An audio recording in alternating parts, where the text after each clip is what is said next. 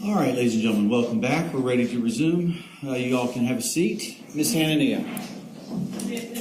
Yes, ma'am.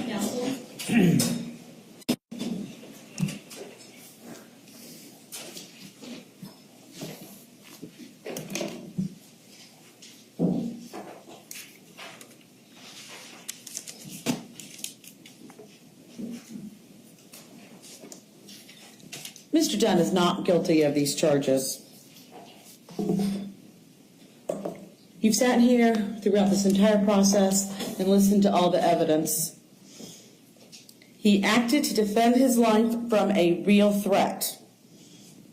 And the law, ladies and gentlemen, is not the way that the state has explained it to you. The court will tell you it's not even the way I explain it to you. The law, ladies and gentlemen, is what the judge tells you that it is.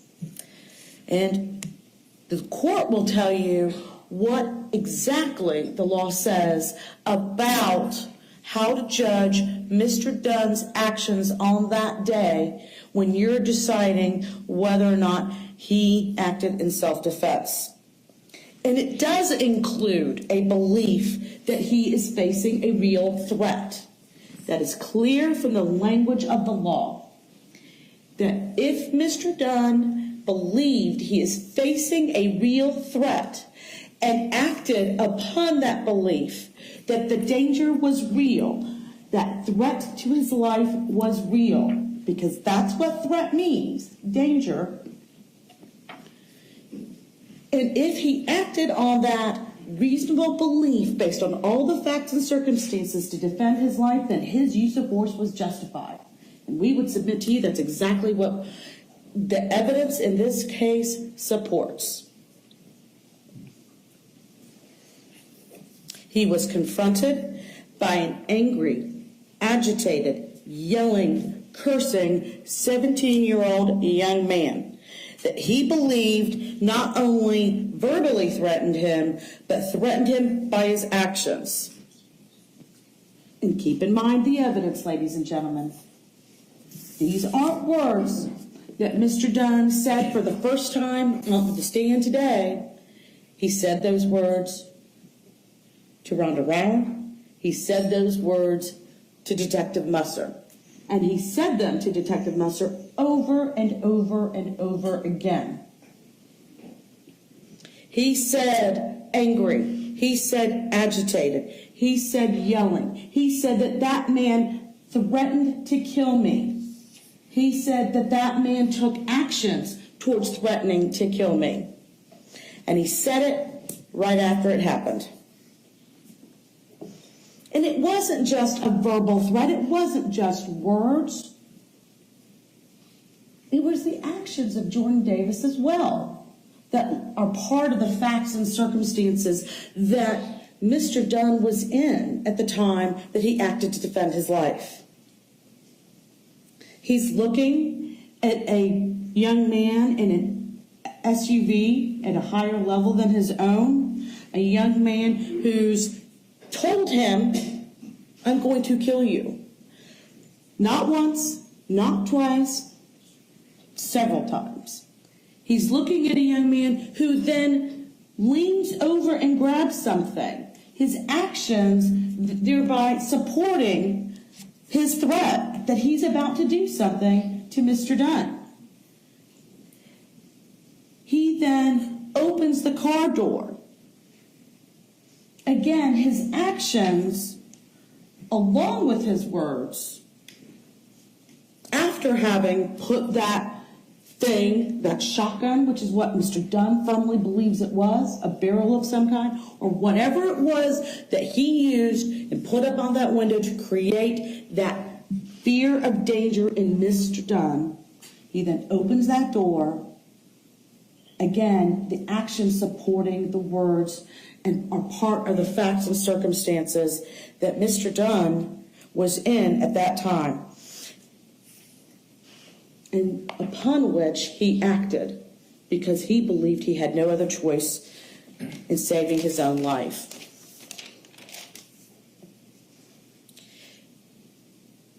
And he didn't shoot wildly. He didn't shoot at everybody else.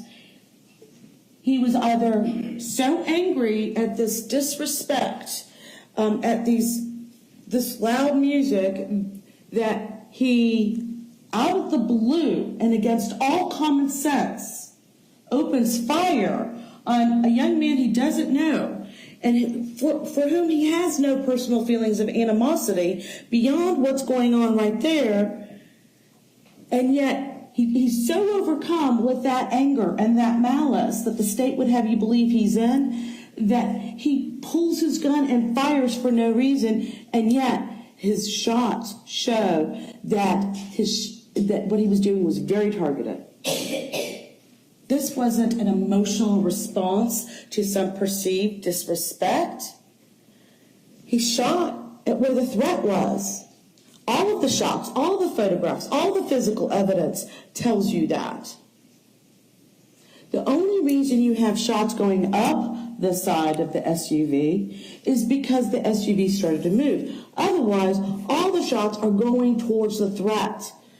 The threat of danger, the threat of force, the threat of death to Mr. Dunn. Was he supposed to wait until he'd been struck himself in order to defend his life? The law doesn't require that, ladies and gentlemen. Human nature says that isn't right either. Was he supposed to wait until he'd been shot, until he'd been physically attacked? No. Again, that goes against that primeval, instinctive urge to protect one's own life. Makes no sense that one would be expected to be shot themselves before acting in self-defense, and it's not what the law requires. You will not hear the judge tell you that Mr. Dunn must have been physically attacked himself before he had a right to defend himself. You will not hear that under the law. You will not hear that Mr. Dunn's property had to be attacked in some way physically in order for him to have the right to defend himself, because that's not in the law either. The law recognizes that you can act before harm is done to you to protect your limbs, to protect your health, to protect your safety, to protect your life. That you are allowed to act before harm is done to protect yourself from that danger if it is real. And if you believe it to be so, and if you believe that that's the only way that you can protect yourself. And that's what we have in this situation.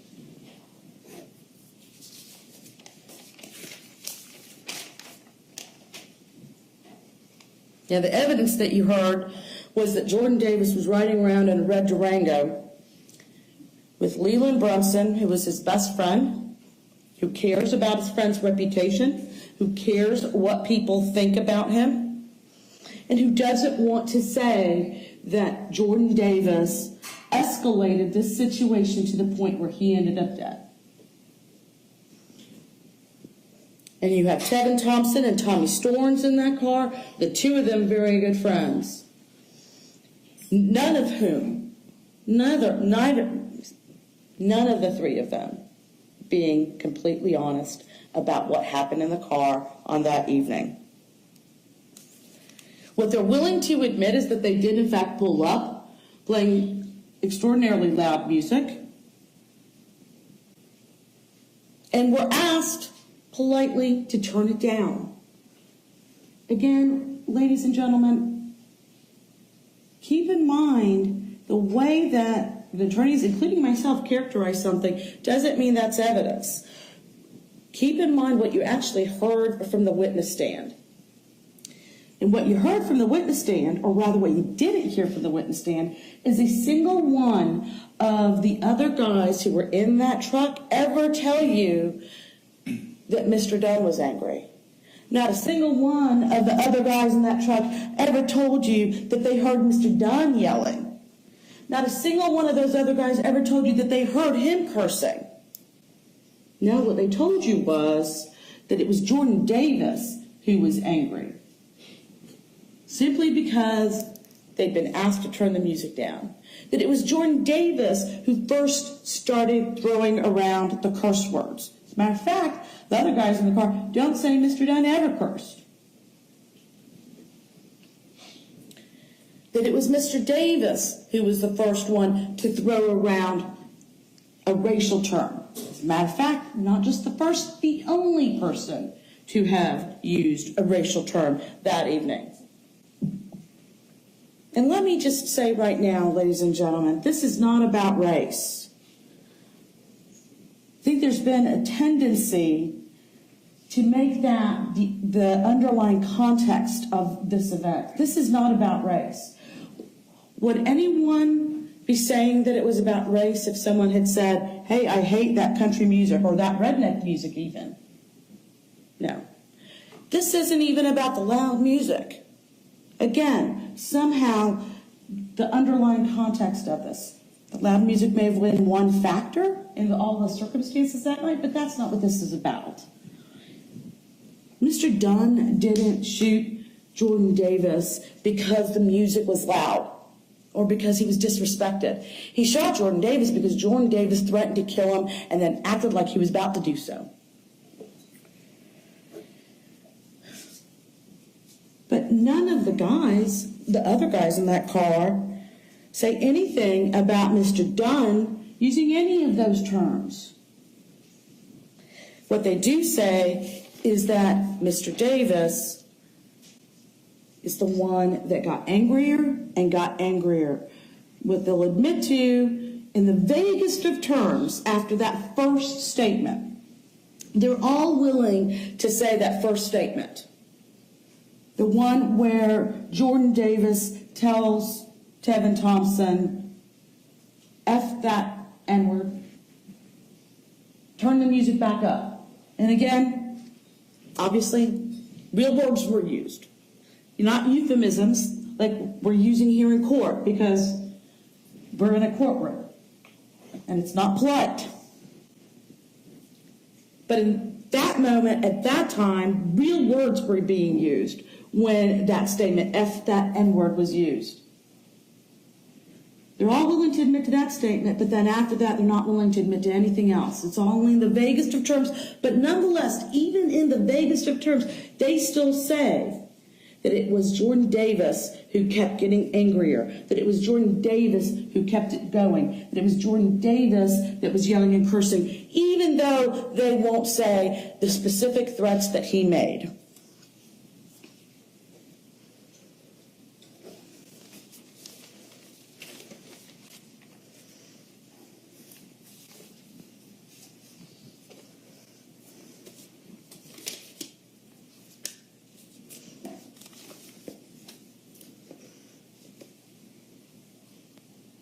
What you know, what you've heard from the stand, is that Mr. Davis is the one that said,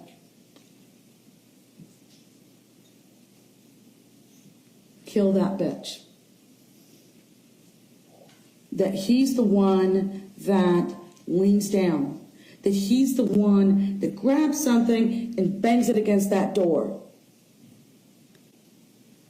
Ratcheting up the level of fear in Mr. Dunn with each action that he takes. That he's the one that says, excuse me, one more time, you're dead, bitch. Before then brandishing a shotgun against that window, a window that was down. I'll get to this more in a minute, but the evidence was clear. Not just with Mr. Knox, but from the physical evidence at the scene, using your common sense, that window was down. Not up, as the rest of the guys in the car would like you to believe it, that he took that thing and put it up against the window, showing something that Mr. Dunn still believes, sincerely believes, wholeheartedly believes was a shotgun, a barrel. And then he opens that door. Now, the state would have you believe that Mr. Davis diving back into the car or ducking for cover is somehow inconsistent with him opening the door. How do you know that he opened the door? More than anything else, ladies and gentlemen, You know he opened the door because Leland Brunson told you.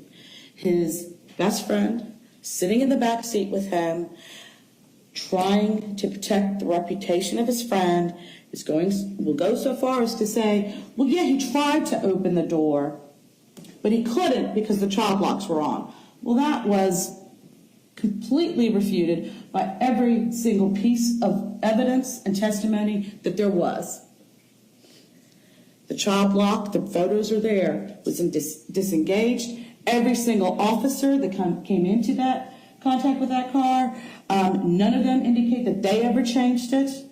None of them ever noted in a report that it was changed.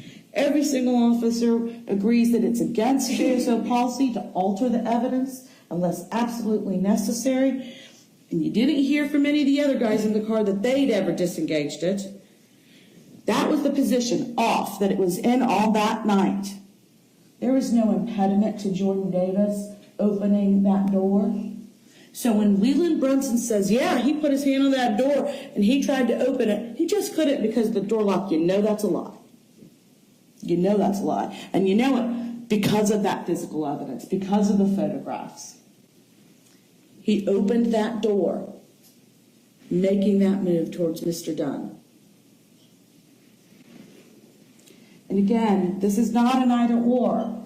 The opening of that door, the starting to get out, and then realizing what Mr. Dunn is doing in response to your danger to him, then diving back into the car, those are not inconsistent with the evidence that you've seen.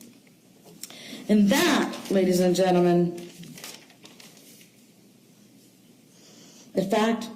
those facts and circumstances that we've just outlined, the speed with which this happened. Mr. Dunn didn't have days and days to think about what to do. We've been at this, even if you take away jury selection, we've been at this since last Wednesday. 6 days, 5 days, whatever the number is. He didn't have all this time to sit there and think about all of these facts and circumstances. He didn't have the ability to go back and think about, well, maybe this, maybe that. He didn't get to take a look at all the pictures and see what everybody else thought about the situation he was in. All he could do was react honestly and as quickly as possible to the threat that he was in right then. He had seconds to react to this danger, and he acted to save his own life.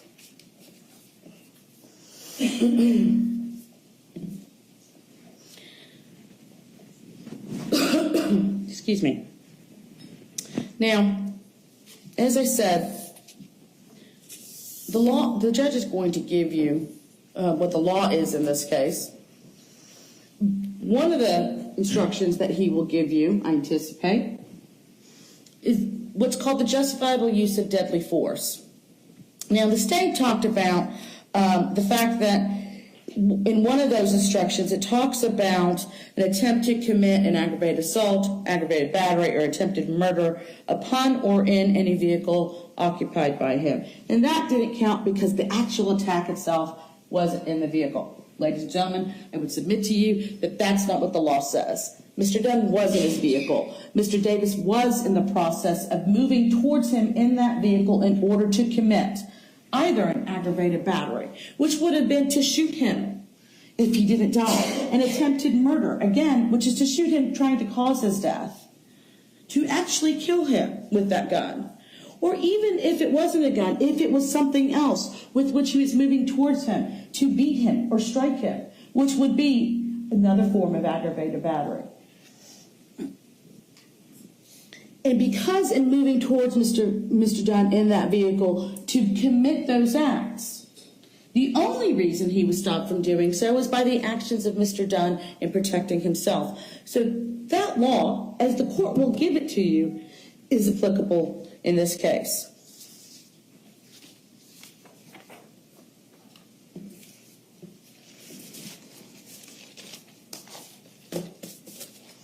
The state argued that Mr. Dunn had no reason to fear because he was safely in his car. He had no reason to act against this threat to himself. When he sees the barrel of a shotgun, whether he's sitting in his car or not, he is not safe in his car, ladies and gentlemen. And it's unrealistic and against common sense to suggest that he is.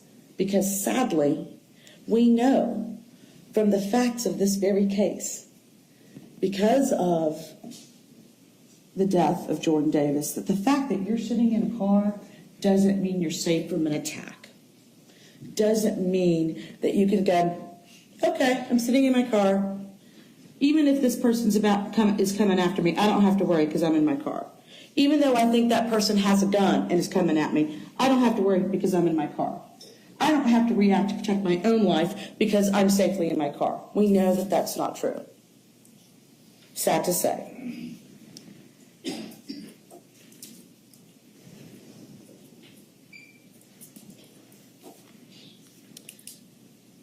How much more imminent does it need to be than for a person? Because Ms. Wilson talked about the fact that this wasn't imminent. It wasn't an imminent danger because Mr. Davis may have dived back into the car. It wasn't an imminent danger because he turned away to grab his gun before coming back. How much more imminent do you need it to be than for a person to tell you you are in danger? Which is what the statements Mr. Davis made to Mr. Dunn. I am going to kill you. I should kill you. I am going to kill you. I'm going to kill you now.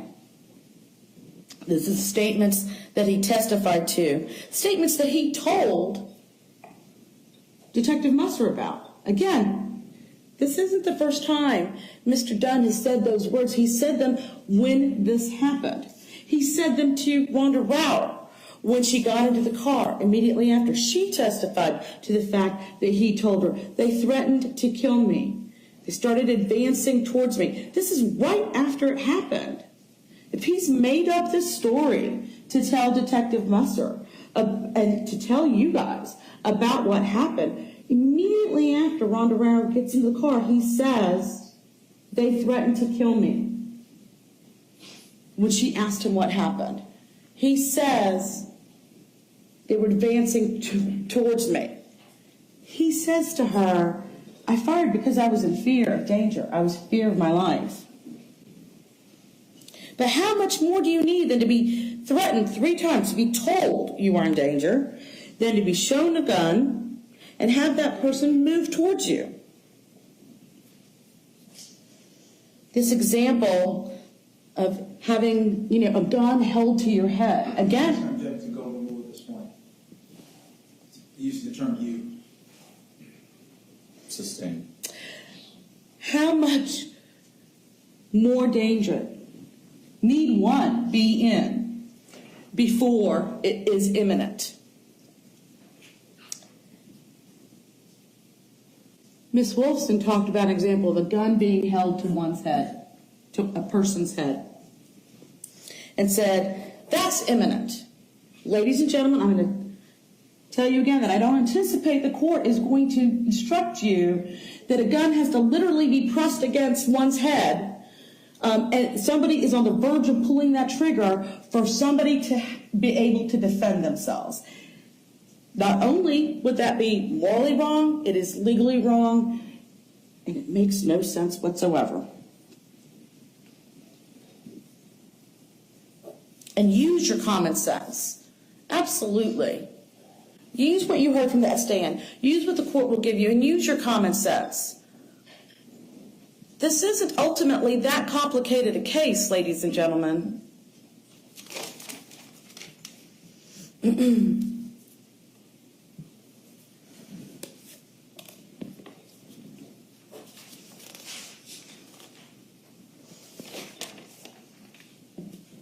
Let's look for a moment at Mr. Dunn's actions. Look at his credibility. We'll talk a little bit more about the credibility of those guys in the car, Mr. Thompson, Mr. Brunson, and Mr. Storms. But let's take a look at Mr. Dunn for a moment. Here he is. He's a man who has just attended his son's wedding, a happy event. Nobody and no evidence indicates that he has any bad feelings. He is in possession of his faculties. He's not attempting to say I misunderstood the threat I was under because I was under the influence. Maybe I was wrong. No, he was in possession of his faculties, which also means he was in possession of his normal temperament. He was in possession of his normal character. Everybody says peaceful, calm. His former wife saw him just as he left the wedding reception, says that he was in good spirits, happy spirits. Nothing had happened to change that. The state would have you believe that this man, at that moment of his in time, stopped at a gate station, and because of loud music and some curse words, because of a feeling of disrespect from somebody he didn't know, and was going to leave their presence within a couple of minutes, would nonetheless, for nothing else, pull out a gun and take life. Use your common sense, ladies and gentlemen. He's going to take out a gun and end a life when, as soon as Miss Rower comes out the door, they're gone. Even if he doesn't like the words that Mr. Davis is using. Even if he doesn't like the loud music. It's done in a minute, in 2 minutes. And a man who's has no animosity against this Jordan Davis, this young man, who's got no reason to want to feel this way, for no reason, and out of the blue, goes from a happy experience of his son's wedding to being so enraged that he's doing this.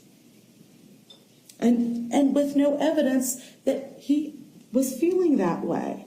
There's been no evidence from any of the witnesses that Mr. Dunn showed any sign of having gotten that angry, that agitated, that enraged.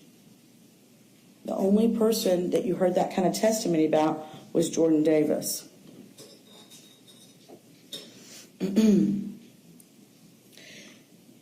How do you go about judging the credibility of all of these witnesses? Not just Mr. Dunn. We'll talk for a few minutes about Mr. Dunn right now, but this would apply to all of the witnesses in the case. The court's going to give you a number of ways in which you can consider the testimony of different witnesses. One of the things the court's going to tell you is that you should look at whether or not a witness had the opportunity to see or know the things about which the witness testified. Did the witness seem to have an accurate memory? In other words, do they say one thing at one point? Do they say another thing at another point? That's also another factor, which is, did the witness make a statement that is inconsistent with the statement that he's given earlier than he's given in court? Do the persons who are describing an event describe it the same way, or are there inconsistencies between their accounts for reasons that aren't explainable? I mean, if one person is standing around a corner and another person is standing directly in front of an event and their accounts are slightly different, there's an explanation that makes sense for that. They have different vantage points. You'd expect to have some disagreement, some differences. But when you have three people sitting in the same car and their accounts are different from each other, there's no reason to explain that except that they're not being honest and straightforward. They're not being accurate in their recollecting of what occurred. So those are some of the rules that the court is going to give you, looking for those types of things. So let's apply some of those rules to Mr. Dunn. What do you know is that he's been consistent in his statements from the beginning. When you go back to what he said to Rhonda Rauer, when you go back to what he said to Detective Musser, and when you look at what he said to you. How do you know that you can rely on his credibility as a witness? Look at the actions that he took. Yes, he drove back to the hotel. He didn't get rid of the gun. I mean, if this is a man trying to hide or shirk his responsibility for what happened, part of the evidence that you heard, and the state spent quite a lot of time and quite a lot of photographs and exhibits about, is the casings. And the fact that the casings match the gun, and here's the gun, and this is what the trigger pull is on the gun. You don't get any of that without that gun. If Mr. Dunn is trying to, as I said, shirk his responsibilities, trying to hide from his actions in this case because he did something wrong, he'd have got rid of that gun. And then you wouldn't have any of this.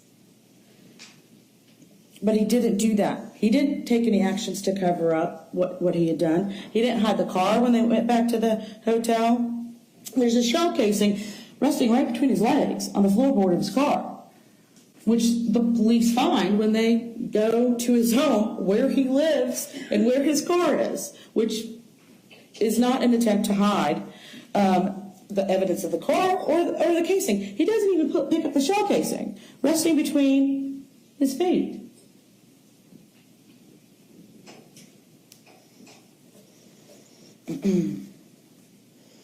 All of his actions, while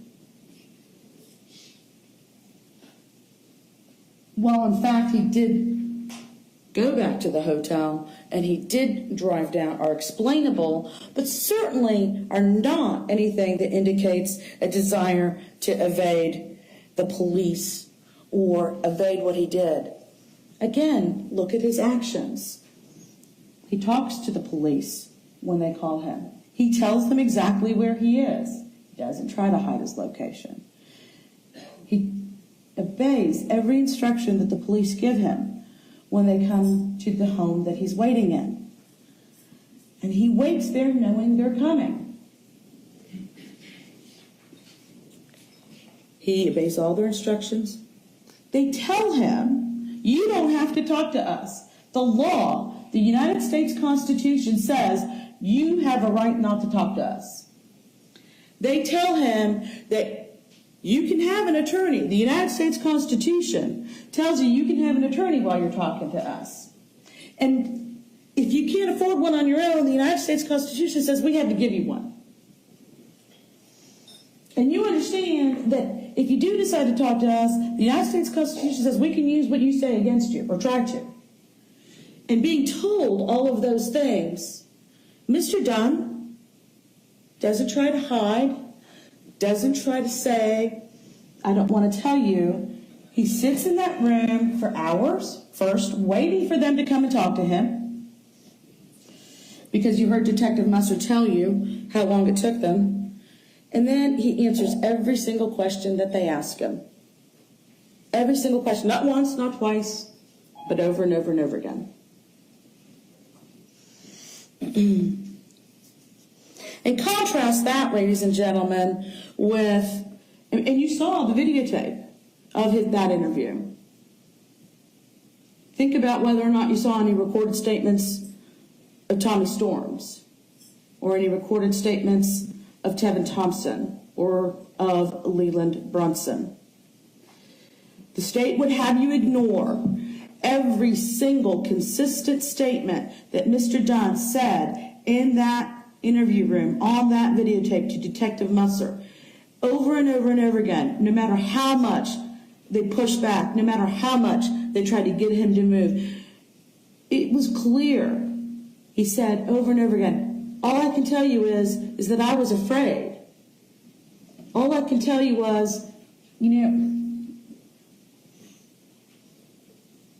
how scared I was. And there's another more graphic sentence in there that I'm not going to repeat. But you heard it. It was on the videotape. It's the equivalent of, that he was pooping bricks, okay? I don't mean to make light of it, but I'd rather not repeat the whole thing. And listen to how he's talking to them when he's saying these things. He's being honest and emotional about how he's reacting to this. And in spite of that, because they've recorded him, the state's picking out the only little details that they could find. Well, he said he threatened him this way, but he didn't say he threatened him that way. And again, contrast that with Mr. Thompson, Mr. Storms, and Mr. Brunson, for whom there is no recorded statement, because it's the policy of JSO. And it's their policy because they don't want those first statements to be indelibly recorded forever. Judge, I'm going to judge that as facts, not evidence. Sustained.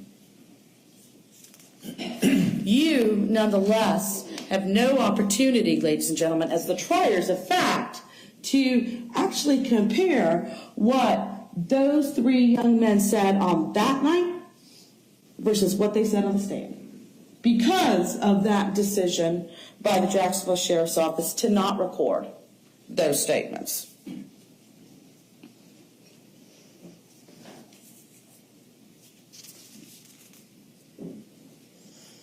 Now,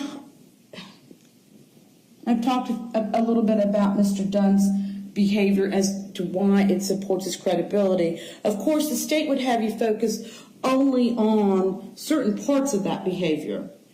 And again, ladies and gentlemen, I would ask that you be cautious when you're back there to deliberate, that you're deliberating the actual evidence of the case and not how the state characterized it in their argument. Because what the evidence was that it was Rhonda Rower who wanted to eat. It was Rhonda Rower who wanted to order that pizza. It was Rhonda Rower who was hysterical and upset. And she's the one that said that they made a drink to try to calm themselves because they were so upset by what had happened.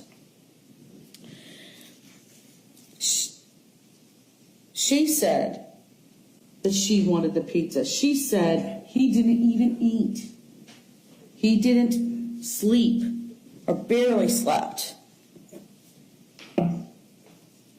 None of it which are the actions, if you look at the actual evidence, are not the actions of a cold, uncaring person, but rather a person who is torn about what's just happened, this experience that he's just been through, who's traumatized by this experience that he's just been through. And that when he discovered that a person had actually died because of that experience, was physically sick in reaction to what had happened. Now, you also heard Rhonda Rower say, yes, I said, you need to take me home, you need to take me home. And the state would have you believe that she wasn't jumping up and down and that he could have made his own decision, which is true. Should he have acquiesced to her desire to go home and done that? Probably not. Does that change what he was thinking and feeling at the time that he actually fired the shots? No. Because that's the state of mind that's important. His state of mind at the time that the shots are fired. Not what his change of mind is 3 hours later, 5 hours later, 10 hours later. Rhonda Rower told you that she's the one that said, we need to go home, and he acquiesced.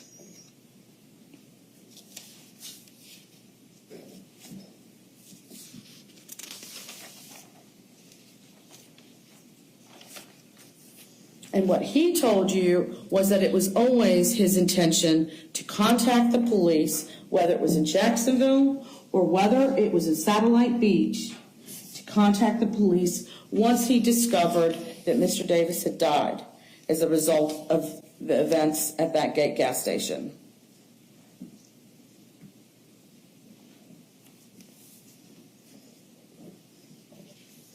And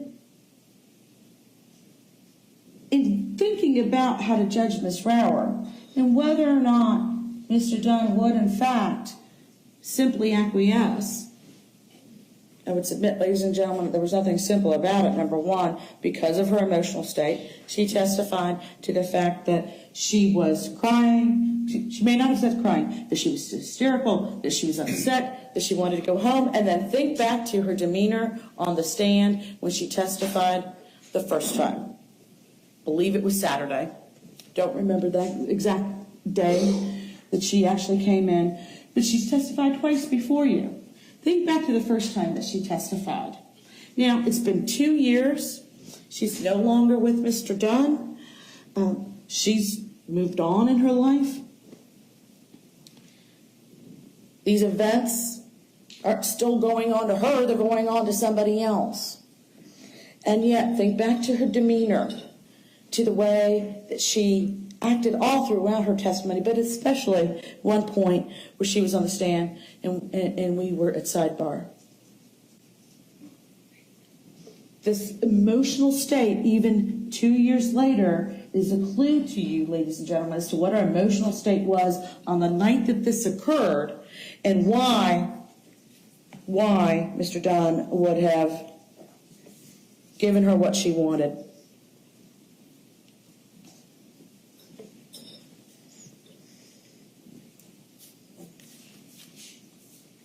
And while she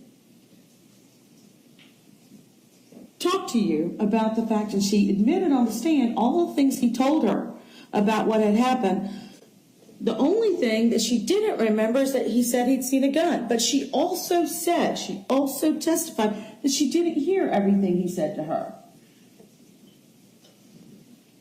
because of her emotional state. And she told you that they didn't really talk about it that much after he first told her what happened because of both of their emotional states. And everything he told her is consistent with what he told you. Now, we would anticipate that one of the things that the state may argue when they get back up, because they'll have an opportunity to come back up here and speak with you, ladies and gentlemen, I will not. This is the only opportunity I'm going to have to be able to talk about anything that they may say about the law or the facts. I would ask you, because of that, in spite of the fact that I can't get back up and give you any more argument, to keep in mind the things that we've talked about throughout this process in evaluating even their second argument that you'll be hearing. But one of the things that they may get up and try to argue to you is that, why didn't he just leave? All he had to do was leave. That's all he had to do. If he'd done that, everything would be okay. Well, ladies and gentlemen, again, that's not what the law says. The law says that if you're not doing anything wrong, I expect the court will instruct you that if Mr. Dunn was not engaged in an unlawful activity, and I would submit to you that frequenting a gas station is not an unlawful activity.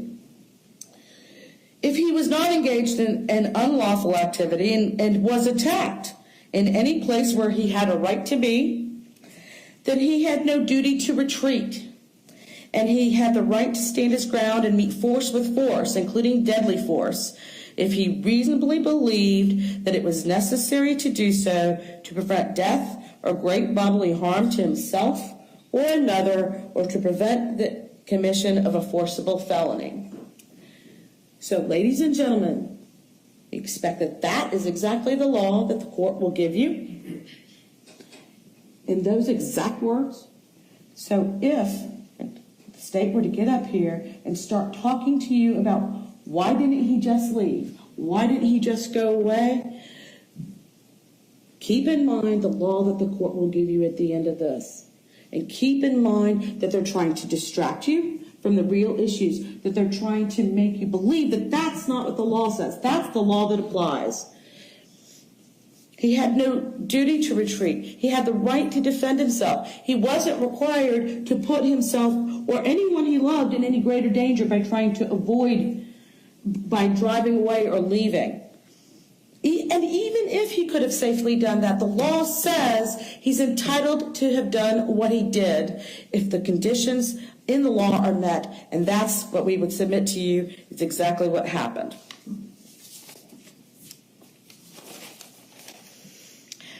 One other thing that you should keep in mind as you're deliberating in the jury room is that burden of proof, ladies and gentlemen.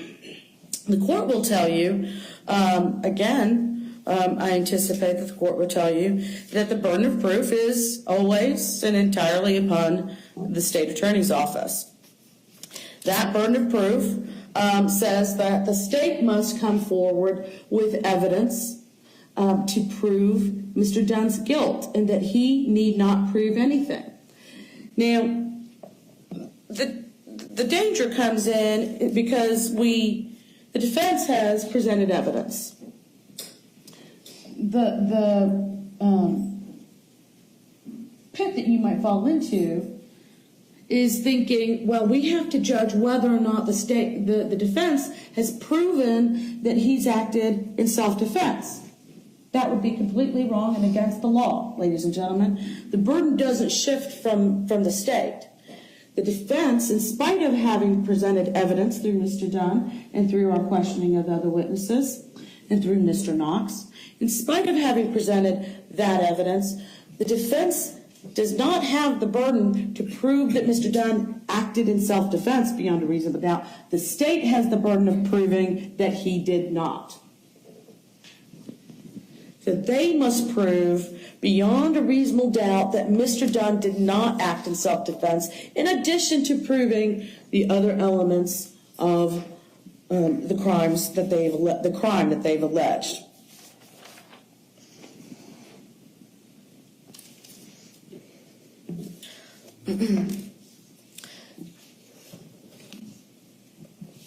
Let's look at this time, ladies and gentlemen, on how we know. What physical evidence do you have that helps to tell you what happened that night, beyond the credibility of Mr. Dunn and what we would argue is the lack of credibility of Mr. Thompson, Storms, and Brunson?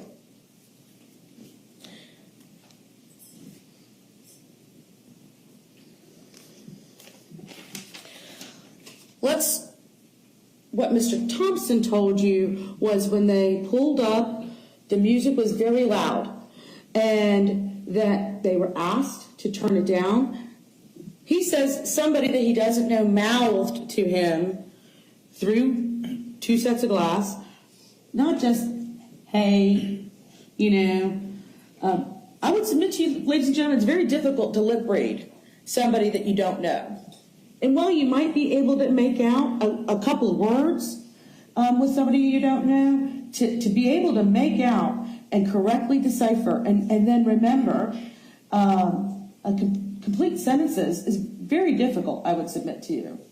And what Mr. Thompson told you was that he read the lips when Mr. Dunn mouthed, "Can you turn that down? I can't hear myself think." That's a lot for somebody you don't know, whose speech patterns you're not familiar with, to be able to get without volume. What does that tell you, ladies and gentlemen? It tells you that he heard him. It wasn't being mouthed. He heard him.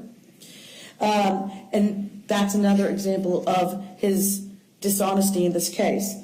Mr. Thompson says to you that Mr. Davis's window was halfway down. But then, because of the escalation by Mr. Davis, that he then raises the window until it's almost closed. That's what he said to you. And they had him demonstrate. It was like within 2 or 3 inches of being closed. What Mr. Thompson said is that he reached over to the driver's side door in order to use the control on the driver's side door in order to do that, because that's where the windows were controlled by. Mr. Brunson, on the other hand, says to you that Mr. Thompson raised the window. He agrees that the window was raised, but he says that happened by Mr. Thompson controlling that window from his own side of the car. No leaning over. Says he never saw him leaning over, but it was controlled from that side of the car on his own. You know that's not true from the physical evidence of not only the car itself, but from Mr. Storms, who says you can't control any of the back windows from the passenger side, only from the driver's side. So there you have an inconsistency as to what's going on. Why does that matter, ladies and gentlemen? Because it tells you that they're being dishonest about what they can see and hear about what's going on outside. They want that window to be raised. They want that window to be raised so they can try to say with some sense of credibility that they're not really hearing what's going on outside. They're not really hearing what's going on. You know from the physical evidence that that window was never raised that high, that it was open. You know that because of the photographs of the car itself, and by comparing the front passenger window to the rear passenger window. If the rear passenger window had been just short of being closed, as 2 of the 3 people in the car say it was, then it would look like the front passenger window. Shattered, but still intact and folded over because of the tint. The state even argued, he didn't shoot any windows when he shot into the car. So the window in the rear passenger seat isn't shattered or gone because it's been obliterated, because it's been shot by a bullet. And yet, look at the crime scene photographs taken by the Jacksonville Sheriff's Office. There's no glass on the ground where the Durango was when the shots went out, where the casings were. Near the yellow line, that the people in the car say that the Durango was parked up against. There's no glass on that ground anywhere. There's no glass inside the car anywhere. There'd be glass somewhere if the window was raised to that extent at the time that this happened. What does that do, ladies and gentlemen? It corroborates what Mr. Dunn said happened. He says the window was down and he put a barrel of the gun up on there. But that's what he saw. The 3 people who testified who were also in that car say that couldn't have happened because the window had been raised to just up here. And what does the physical evidence tell you? Who does the physical evidence tell you is telling the truth? And it's not the other 3 people in the car. And those inconsistencies matter because they help you to decipher what actually happened. Those inconsistencies create reasonable doubt as to whether or not Tevin Thompson, Mr. Storms, and Mr. Brunson are telling the truth. And they create reasonable doubt as to Mr. Dunn's guilt.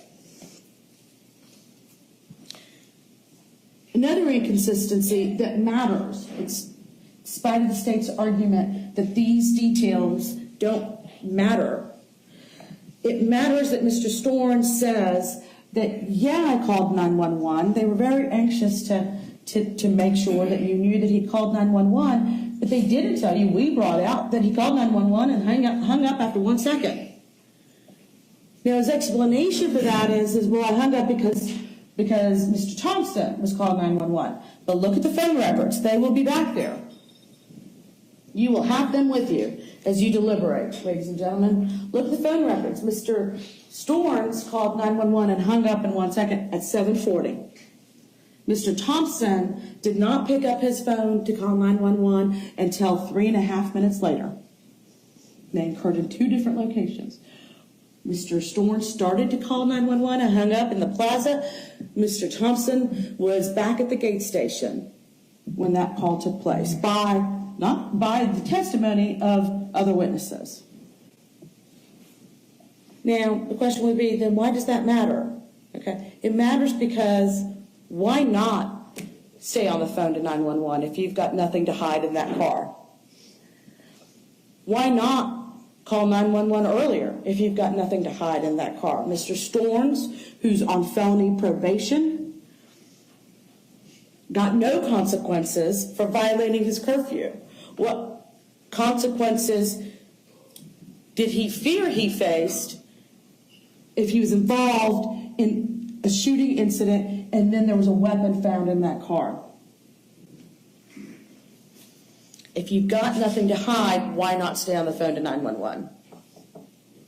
If you've got nothing to hide, why aren't you calling 911 immediately when your friend has just been shot? Why drive to the plaza, stay there for several minutes? One witness, Stephen Smith, says somewhere between 5 and 10 minutes. Even if you go by the video and the phone call evidence, you're talking about almost 5 minutes. Why? If your friend is so injured and all you want to do is get help, do you not call out for help when you're in that plaza if you have nothing to hide? Is there a witness who saw them hiding something? No. But there's also, those witnesses also said that they didn't see their actions entirely. The LeBlancs, Alyssa LeBlanc says she doesn't see the actions of the passenger on the passenger side of the car.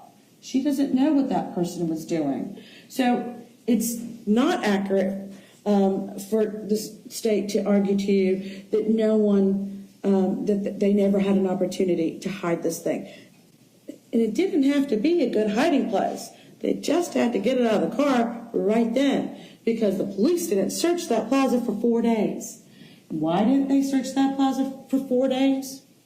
Why is it that every time we question Detective Musser or other people about the lack of investigation of that plaza, the response is we had no reason to believe that we needed to do so? And that's because none of the other 3 people in that car told law enforcement that they went over to the plaza and were there for several minutes on that night. The police only learned that 4 days later, that they were over there for that long. The police were under the impression, not because the other people in the car told them this, because they never did, but from what other people told them, the LeBlancs and people like that, they knew that they had driven over there, but you heard it in their interrogation of Mr. Dunn. They just drove over there and then drove right back. They had no idea that they had stopped, gotten out of the car, 2 of them getting out of the car at that location. And so for 4 days, nothing's done, and therefore nothing's found.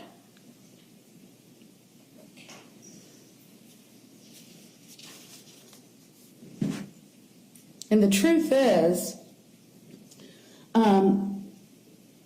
that's just 1 or 2 of the inconsistencies. Go back to the fact that those 3 guys say that they couldn't hear the specifics of the threats that Mr. Davis made. They all blame it on the loud music. But when they were questioned, all of them agreed the music had been playing all night long as they traveled around. They all agreed that it had been at about the same volume all night long. But then they also all talked about the fact that they had been talking about girls, they had got about going to this mall and then going to that mall. And that chit-chat was perfectly heard while they're in the car, listening to the same loud music at about the same volume. But when it comes to talking about the words and phrases and threats that Mr. Davis was making towards Mr. Dunn, then, well, the music was too loud, and I couldn't really hear. Use your common sense again in evaluating the credibility of those kinds of statements and that kind of testimony.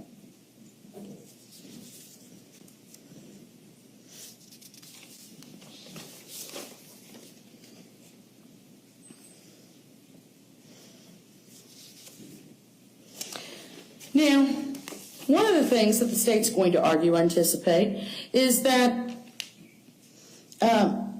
if you don't have to rely on the testimony of the guys in the car to know that Mr. Davis never got out of the car, that you can rely on the testimony of other witnesses that were at the scene, other people at the gate gas station, they're independent witnesses. And for that, they're going to point to this. And that's State's Exhibit number 171.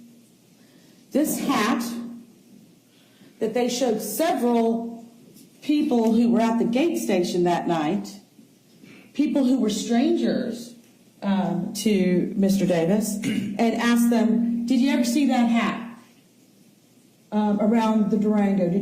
Wouldn't you have noticed if you'd seen that hat? Wouldn't you have remembered if you'd seen that hat? And of course, all those people said, yes, of course. But think back to who they didn't ask that question of. They didn't ask that question of Mr. Storms. Did they ever said to Mr. Storms, was Mr. Davis wearing this hat that night in the car as y'all were driving around? Was he wearing that hat when he was shot? They didn't ask that question. You don't have that evidence.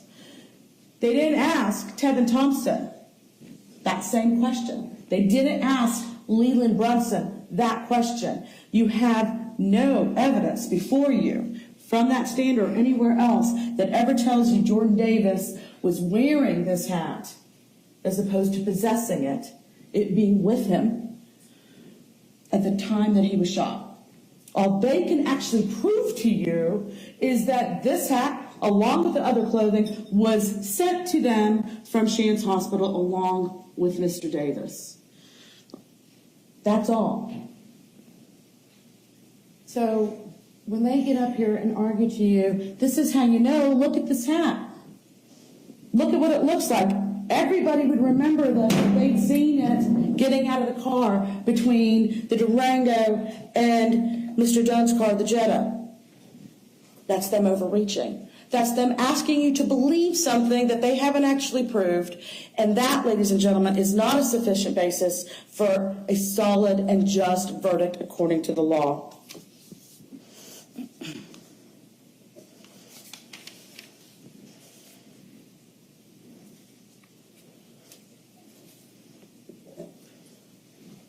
You're trying to distract from the actual issues that you have before you.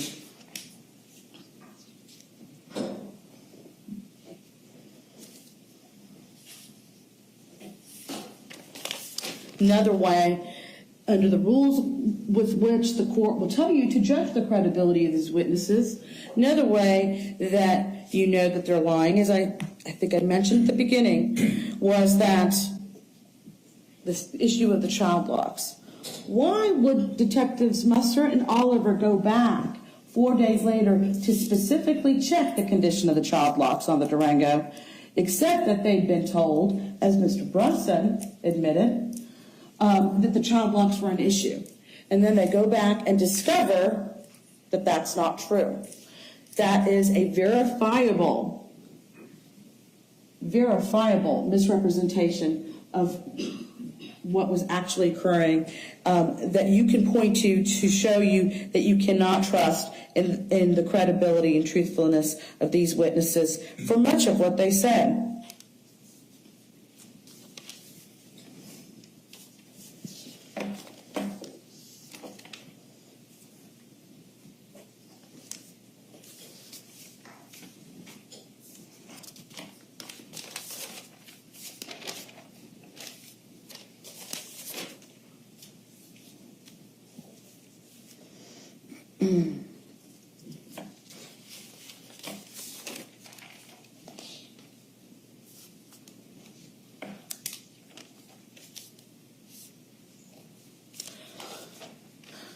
Ladies and gentlemen, there has been some talk in this case about the completeness of the investigation that the police conducted in this case.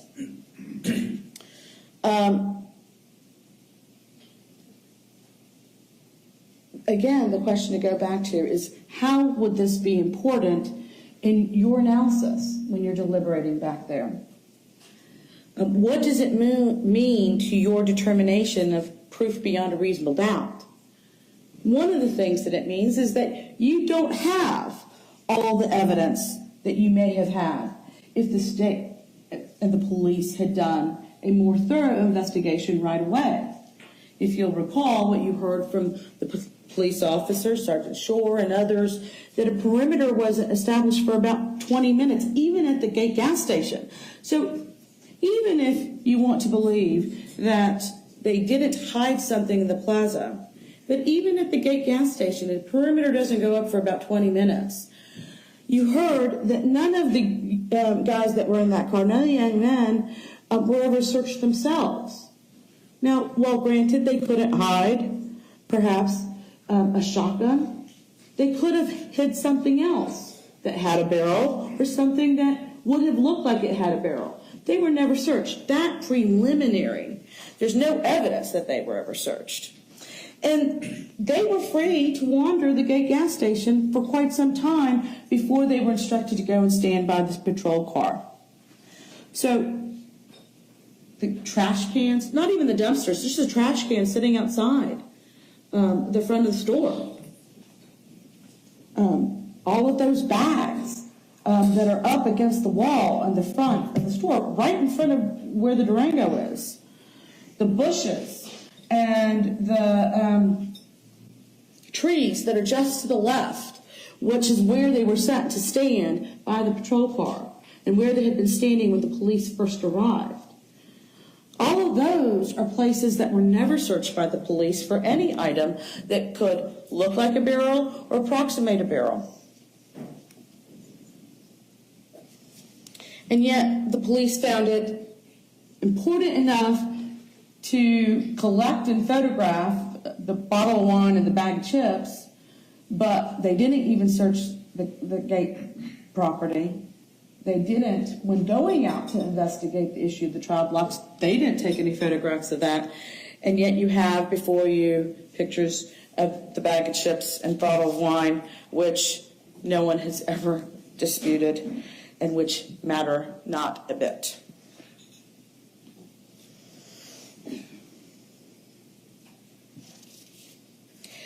Think back to all of the different ways that pieces of evidence were missed. The fragment that's at the right rear passenger door, just at inside the door frame, that was missed for several days.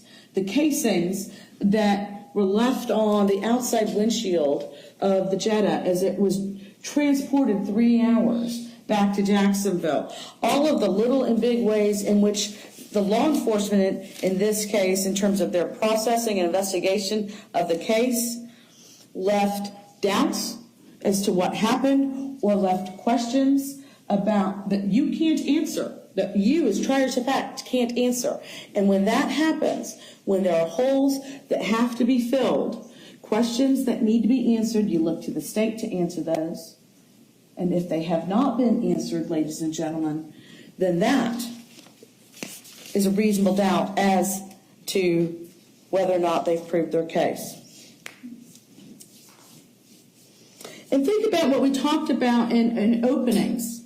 The defense has indicated from the beginning that the shooting of Jordan Davis, in terms of the fact of his shooting, was not being contested. It was not an issue.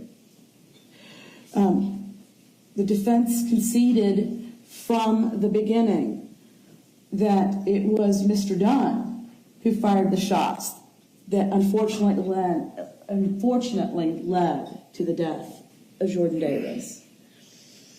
And then look around when you're back there at all of the exhibits that have to do with the gun and the casings and the bullets and things that don't tell you one single thing about who was the aggressor in this conflict in this attack by Mr. Davis against Mr. Dunn, in this threat by Mr. Davis against Mr. Dunn, doesn't tell you anything about what led up to that shooting. None of these things do. You heard from witnesses such as Ms. Pagan, who talked for an hour about guns and casings and projectiles for something that none of us were contesting. Just to wave a gun in front of you and distract you, take your eyes off the ball.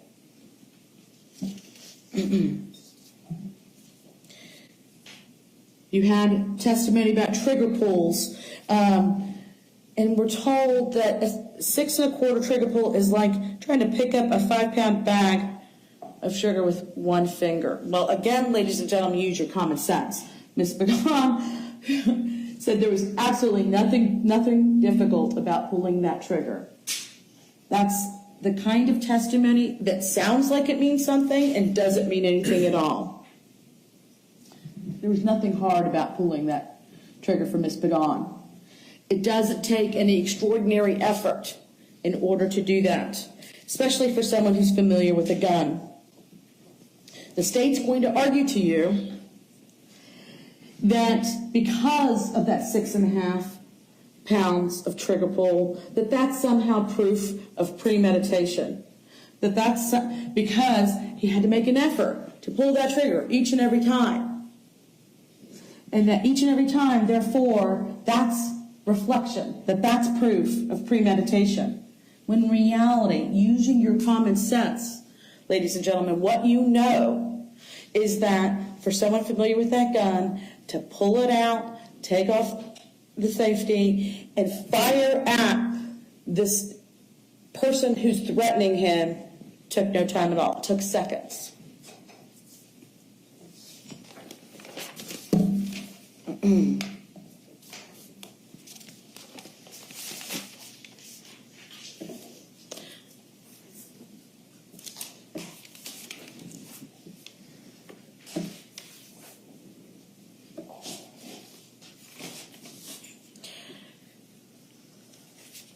I want to talk for a moment about Dr. Simons versus Mr. Knox. This is a key component, I would submit to you, ladies and gentlemen, for both the state's case and the defense case. The court will instruct you that expert witnesses are like other witnesses, with one exception. The law permits an expert witness to give his or her opinion. However, an expert's opinion is reliable only when given on a subject about which you believe him or her to be an expert. Like other witnesses, you may believe or disbelieve all or any part of an expert's testimony. So, for instance, if you do not believe that Dr. Simons is an expert for some or all of her testimony, then the law says that you should disregard that. That's what that instruction means. There is no doubt that Dr. Simons may be an expert in forensic pathology, that she may be an expert in anatomic pathology. She's not an expert in dealing with crime scenes and bullet trajectories. You know, there's a reason that Ms. Pagan said, oh, I don't deal with what bullets do to bodies. That's another discipline. That's another area of expertise. She deals with ballistics in terms of identity and the evaluation of firearms.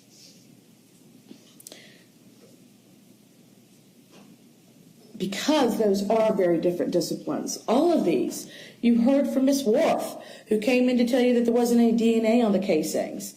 Dr. Simons talking about crime scenes and bullet trajectories outside of the body is like the DNA person coming in and talking about an autopsy. They can do that, they can give their opinion, but it isn't one on which anyone should rely, as opposed to Mr. Knox.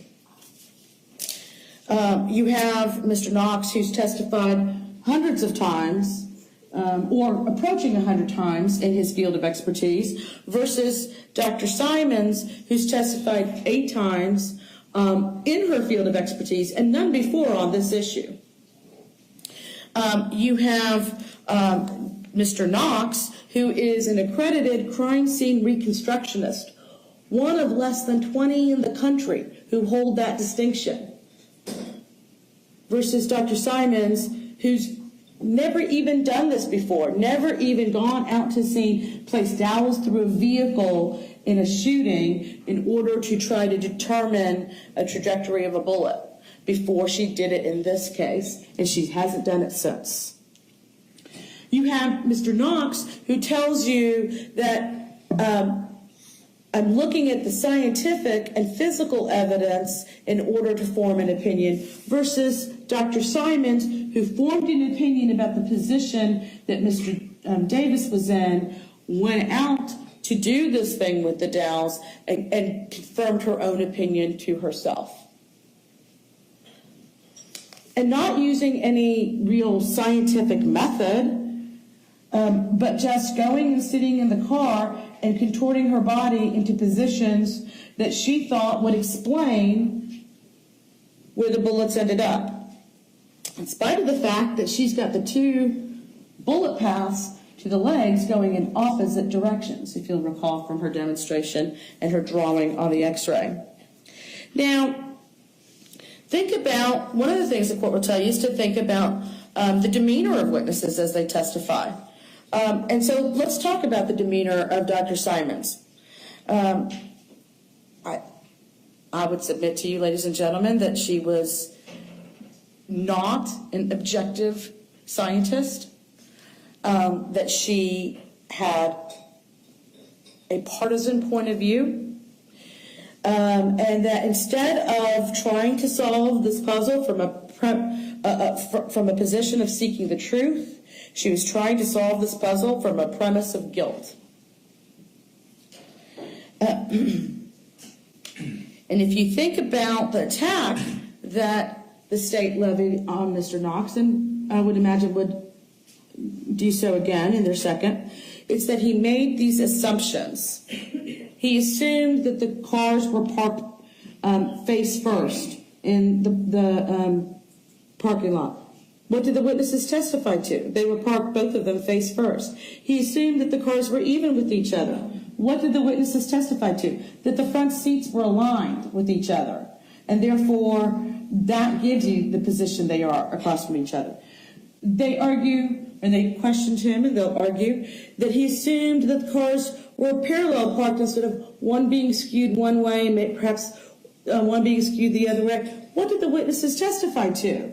They testified that they were parked normally, that there wasn't any skewing, that there wasn't one or the other going on. So all of Mr. Knox's so-called assumptions were in fact borne out.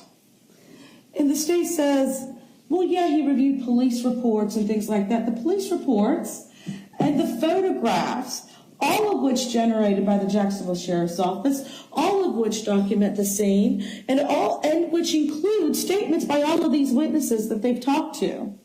So he made his assumptions based on evidence gathered and interviews taken by the Jacksonville Sheriff's Office, and then went out to the scene and said, does the actual physical evidence support this? Or what in actuality happened? And he didn't testify that the window was somewhere between open and closed. He said, no, the window was open. And he told you definitively that that door was open. And then contrast that, his demeanor, with Dr. Simons. He wasn't trying to tell you what he couldn't tell you. In other words, he's not trying to make his testimony more than what it is. He couldn't say exactly how far apart or close those cars were to each other, but what he could tell you is that to the ultimate question of whether or not that door was open to some degree, how close or far apart ultimately didn't matter. Because if they were closer than he thought, unless they were much farther apart than any witness puts them, it didn't matter to the question of whether or not that door was open. So he wasn't trying to puff up what he could tell you. It was what it was. He didn't say, I can tell you the exact angle at which that door was open or how far it was. But what he could tell you was that it was open. And again, the reason that's important is because it corroborates, it tells you that what Mr. Dunn said was true. And he could say that based on the angles and the math and the science with 100% certainty. Now, does that mean that Jordan Davis is outside the car when the shots were fired? Not necessarily. And what he said was he was in some position trying to get back in all likelihood. But again, not trying to overplay what he could or could not say.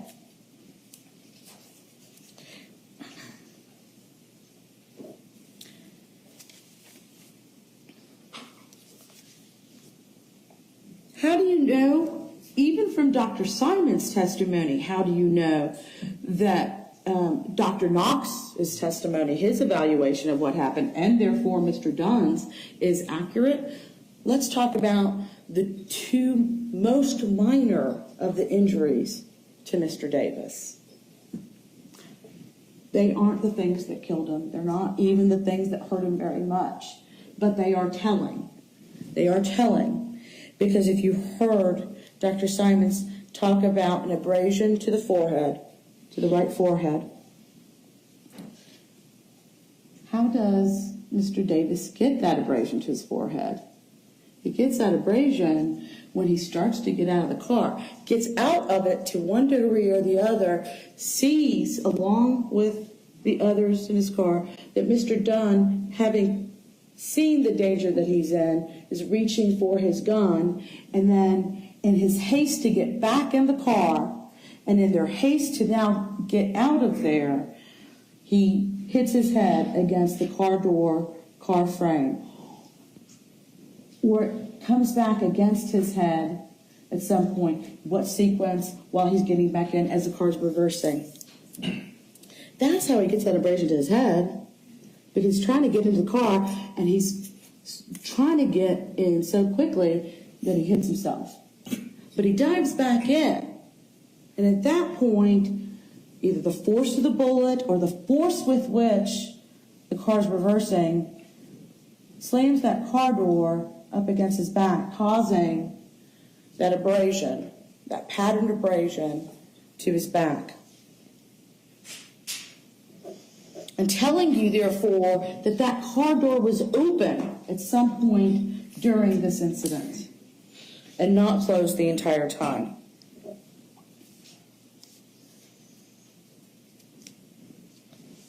Dr. Simons, by contrast, considers only one position, and that is that Mr. Davis was in the car and never left the car, and then finds something to try to make that work. The problem is that she says that at the time all of the shots get fired, he's ducking and leaning. He's sitting in the car and ducking and leaning from the very beginning. The problem with that is it doesn't comport with the dowels. Okay? If he was sitting in the car in the position that she says, that his friend says he was in, the shot wouldn't have hit him. It would have either hit Mr. Brunson or hit someplace in the car. She said she's not relying on what Mr. Brunson says his position is. Mr. Brunson says he's sitting there with his left arm extended over the car seat. So she makes up a position that's not supported by any witness's testimony.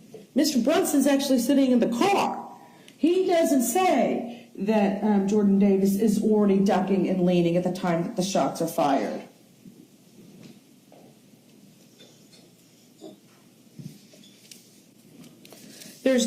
While Mr. Knox's predicates upon which he did his analysis were borne out by the testimony of the witnesses, Dr. Simons were not.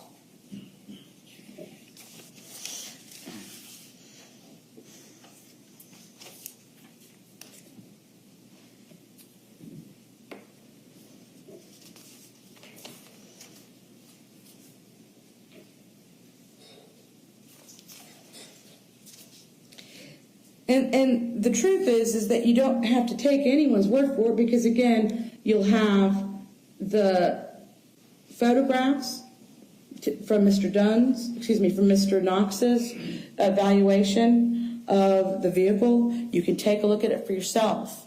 You can line up the cars in drawings of your own with the front seats lined up and say, how is it someone who never gets out of the driver's seat can achieve that kind of angle of entry if the car door is closed? You'll see for yourself that that's just impossible to do. And you heard from a number of people from the Jacksonville Sheriff's Office and a couple from the Florida Department of Law Enforcement. You heard from crime scene detectives from the Jacksonville Sheriff's Office. You heard from Detective Kipple, who said that he'd initially placed the dowels there. And again, ladies and gentlemen, I would caution you, Ms. Wolfson said to you that one photograph showing Detective Kipple's dowels, that he testified to that was the position of dowels and the position of Jordan Davis's body.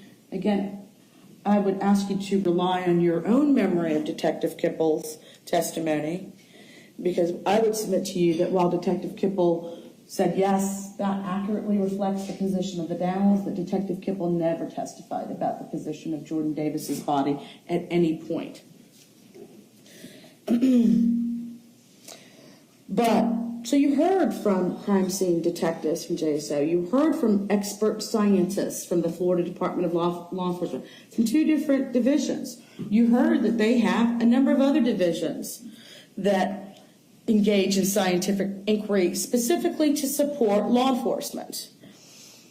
And what's telling, ladies and gentlemen, is that none of the witnesses you did hear from that have any experience in this case in this field, such as crime scene detectives, and no other experts were ever put on to refute what Mr. Knox said about his analysis and his conclusions.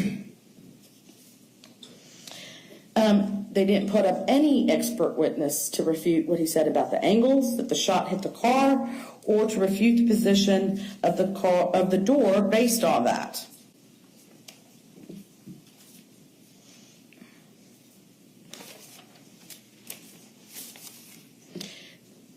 Ladies and gentlemen, think about who was within those, between those 2 witnesses, Dr. Simons and Mr. Knox, who testified based on fact and science and who testified based on opinion.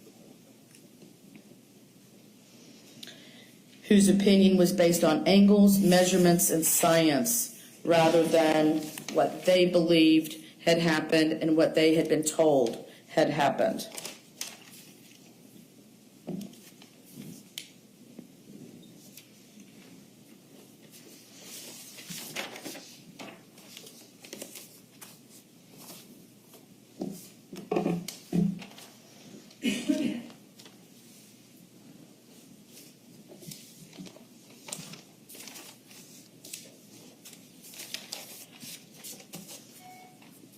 Ladies and gentlemen,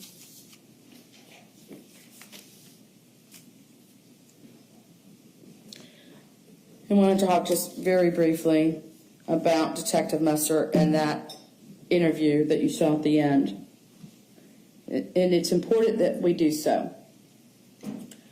First, you never heard Detective Messer get up on the stand and deny that Mr. Dunn had made the same statements to him that he'd made to Rhonda Rauer that he made to you. But what you did hear in that videotape was Detective Messer and Detective Oliver misrepresenting what the law says, the law that the court is going to give you. And I'm going to read that for you right now so that you can contrast that with your recollection of the misrepresentations, either because they didn't know or because they were just being dishonest with Mr. Dunn, with the misrepresentation that both of those detectives made over and over and over again in that videotape. What the law says is that in deciding whether Michael Dunn was justified in the use of deadly force, you must judge him by the circumstances by which he was surrounded at the time that the force was used, which are all the things that we've just been talking about. The danger facing Michael Dunn need not have been actual. However, to justify the use of deadly force, the appearance of danger must have been so real that a reasonably cautious and prudent person, under the same circumstances, would have believed that the danger could be avoided only through the use of that force. Based upon appearances, Michael Dunn must have actually believed that the danger was real.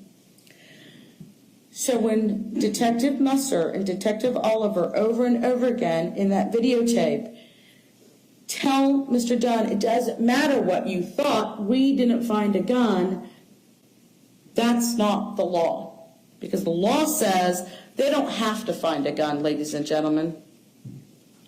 What matters is whether or not Mr. Dunn believed reasonably under those facts and circumstances that there was a gun, that he was in danger for his life, and that he acted upon that.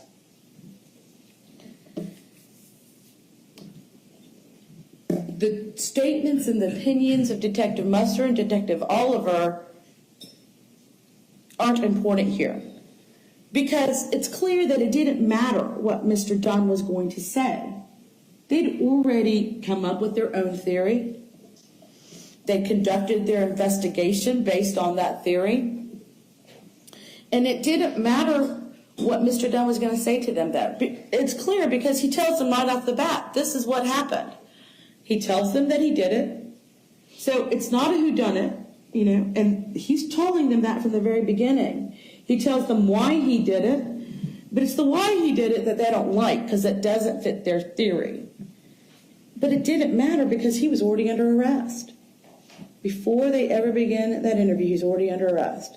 So all of that charade that they go through about pretending to want to know what his side of the story is, about pretending that they're still investigating, is put to rest by the fact that he's already under arrest before they even get one word on that interview. What they're really trying to do is to get him to make inconsistent statements, to move him off of what he's telling them has happened. And instead of getting that, they get over and over and over again, I was scared. He threatened to kill me. I don't know why he didn't find a gun, but that's what I believe that I saw. And ladies and gentlemen, based on the law that the court will give you, that's reasonable under those circumstances. And because the tragic loss of life resulted from that doesn't mean that he didn't act in self-defense at that time, at that moment.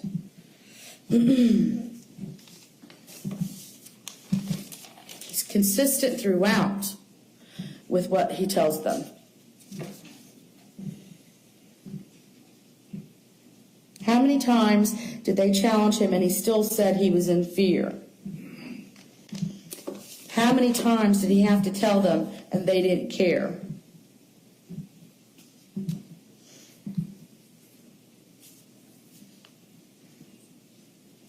How many times did they ignore the fact that the real person who was getting agitated, who was making threats, who was acting irrationally and wrongfully on that evening was Jordan Davis?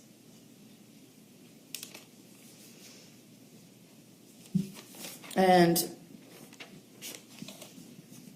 with his demeanor up on the stand, not really answering questions, at least when I was asking them, because he has no desire to admit even the possibility that he may have been wrong in this case. That doesn't mean he wasn't. You are the triers of fact. You are all the ones who decide ultimately. Not the judge, not the state, not anyone else. You've heard from every single person up here, and by the time we finish this, you'll have heard all the arguments in the court's instructions. And you have to take all that back and make a decision as to who you believe, who do you have a reason to believe, and who you don't have a reason to believe.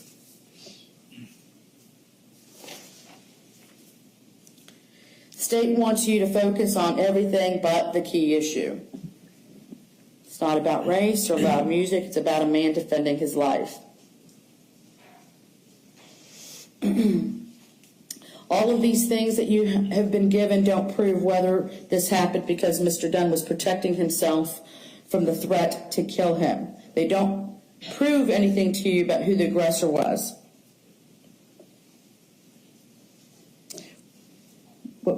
you must do, based on your oaths as jurors, is to set aside all those distractions.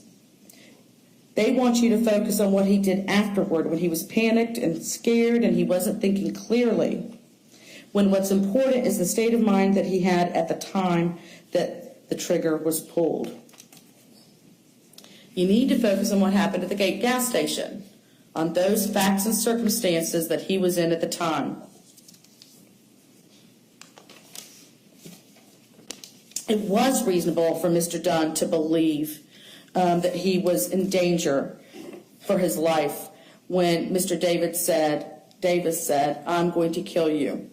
It was reasonable for Mr. Dunn to believe that the threat was real when he saw and heard the anger of this person.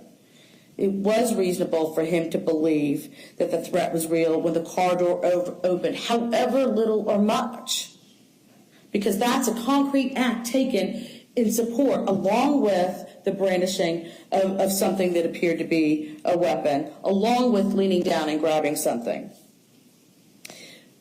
And based on all of those facts and circumstances, he pulled his own legally carried gun and fired at that threat, nowhere else, because he was afraid for his life.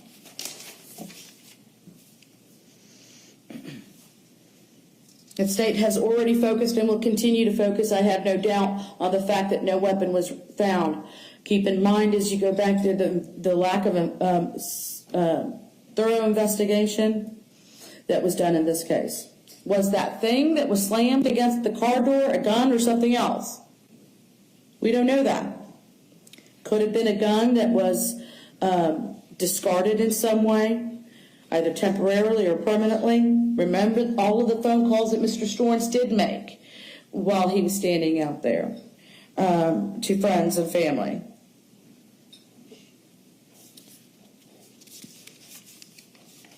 But the bottom line is it doesn't matter, because the law says that as long as Mr. Dunn reasonably believed that the threat was real, the fact that an actual gun wasn't found does not mean that he's guilty of this charge. If the circumstances convince you that Mr. Dunn believed that the danger was real, then the law requires, a just verdict requires that you return a verdict of not guilty.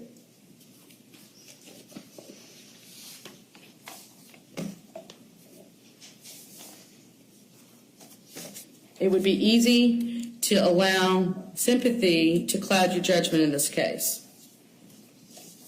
The state may try to subtly pull on those sympathies when they remind you over and over again of the youth of Mr. Davis, of the size of Mr. Davis, of the fact that he died on that night. But that's not what your oath as jurors and what the law requires you to do. The law requires you to put aside all those attempts, subtle or not, at pulling at your heartstrings. It would be morally and legally wrong for you to allow emotion to cloud your judgment. And instead, what the law requires you to do is to apply the law and proof beyond a reasonable doubt, keeping in mind all of the laws that apply to this, and do the right thing that's required by the law, the right thing that's required by your conscience, and find Mr. Dunn not guilty. Thank you, Ms. Hanania. Ladies and gentlemen, we're going to take another break, another 15-minute break, and then we'll hear from Mr. Guy on the final closing argument at 5 minutes of 6. Do not discuss the case among yourselves, nor let anybody discuss the case with you. I'll see you back in 15 minutes.